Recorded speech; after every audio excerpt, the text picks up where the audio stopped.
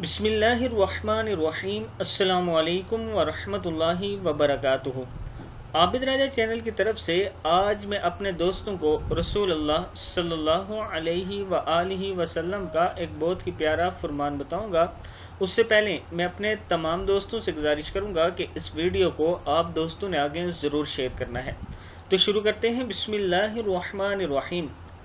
हज़रत अबू सईद खदरी रज़ी अल्लाह ताला अन्हो फरमाते हैं कि सहाबा की एक जमात अरब के कबाइल में से एक कबीले के पास ठहरी।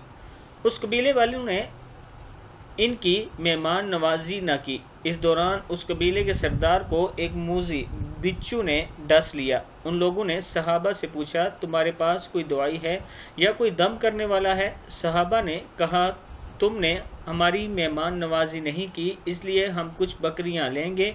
इन्होंने बकरियों का एक मुकर्रर हिस्सा देने का वादा कर लिया। उन्होंने अबू सईद खदरी रज़ी अल्लाह ताला अन्हु ने सूरह फातिहा पढ़कर दम करना शुरू किया। वो अपने मुंह में थूक जमा करते, फिर उस मरीज पर छिड़क देते। वह मरीज इस मर्ज से शिफायाब हो गया। रसूलुल्लाह सल्लल्लाहु अलैहि व आलिहि वसल्लम ने फरमाया, तुम्हें कैसे मालूम हुआ कि ये दम है? किताब का हवाला ये नीचे मौजूद है।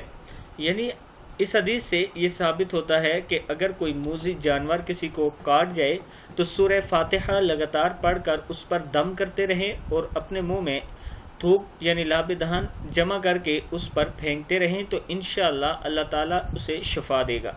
इस वीडियो को आप दोस्तों ने आगे ज़रूर शेयर करना है। अस्सलामु अलैकुम वरहमतुल्लाहि वबरकातुहू।